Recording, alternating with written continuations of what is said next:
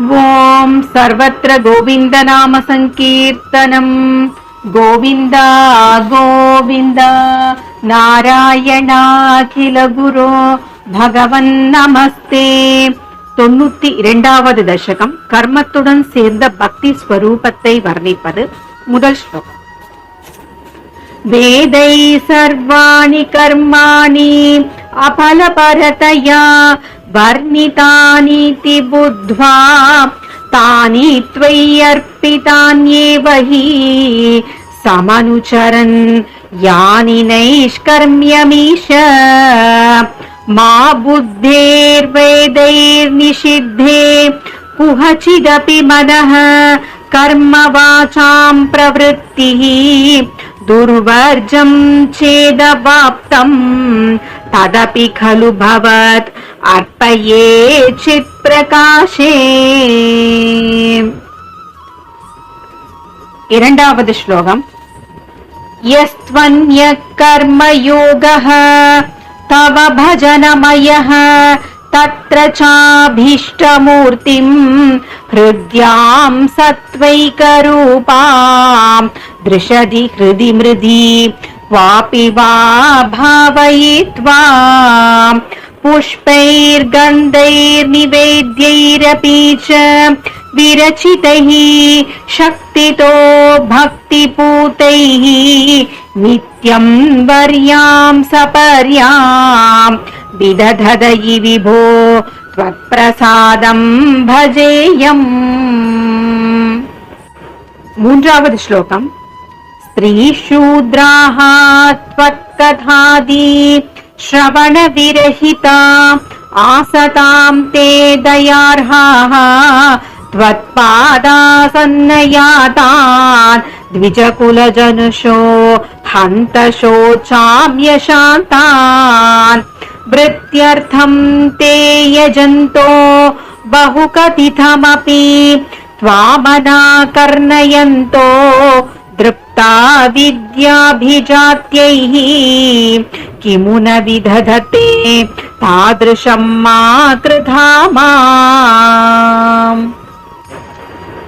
நான்காவது ஸ்லோகம்.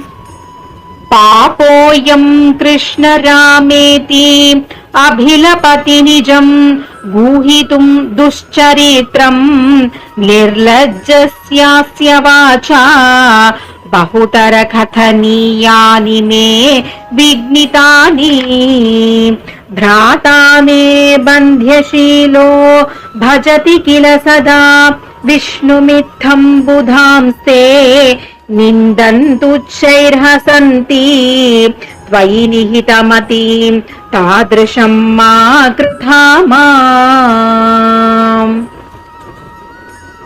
ஐந்தாவது ஸ்லோகம். श्वेतच्छायं कृते त्वां मुनिवरवपुषं प्रीणयन्ते तपोभिः त्रेतायां सुस्त्रुवाद्यङ्कितम् अरुणतनुं यज्ञरूपं यजन्ते सेवन्ते तन्त्रमार्गैः विलसदरिगदं द्वापरे श्यामलाङ्गं नीलं संकीर्तनाद्यैः इह कलिसमये मानुषास्त्वां भजन्ते. ఆరవది శ్లోకం.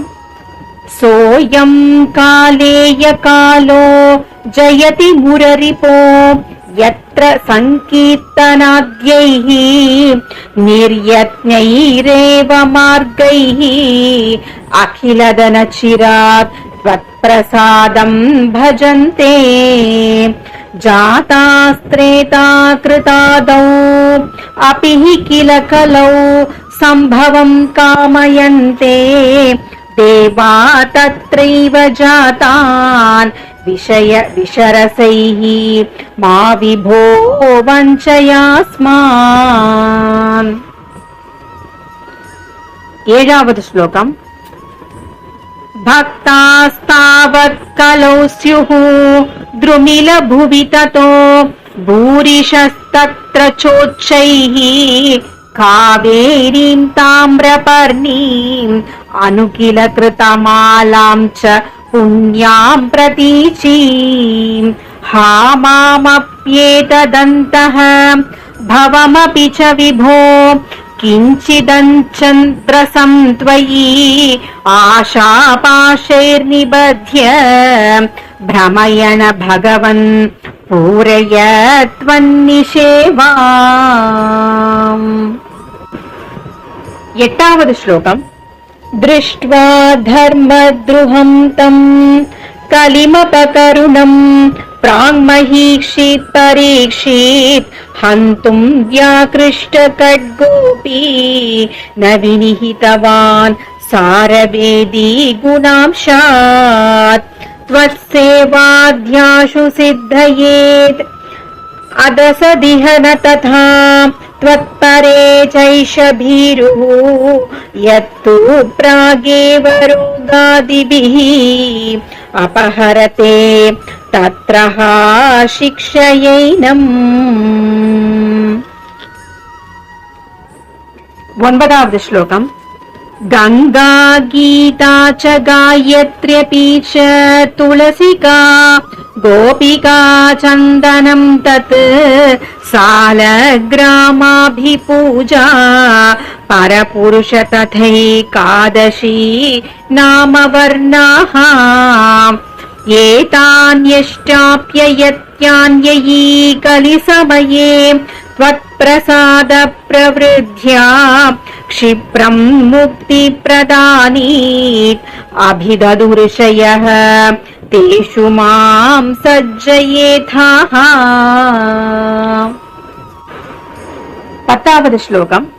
देवर्षीणां पितॄणाम् अपि न पुनर्णिः किङ्करो वास भूमन् योऽसौ सर्वात्मना त्वां शरणमुपगतः सर्वकृत्यानि हि त्वां तस्योत्पन्नं विकर्माणि अखिलम् अनुदस्येव चित्तस्थितस्त्वं तन्मे पापोत्थतापान्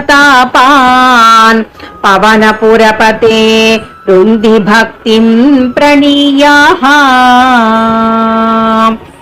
ॐ सर्वत्र गोविन्द नाम संकीर्तनम्। गोविन्द गोविन्द नारायणाखिल गुरो भगवन् नमस्ते।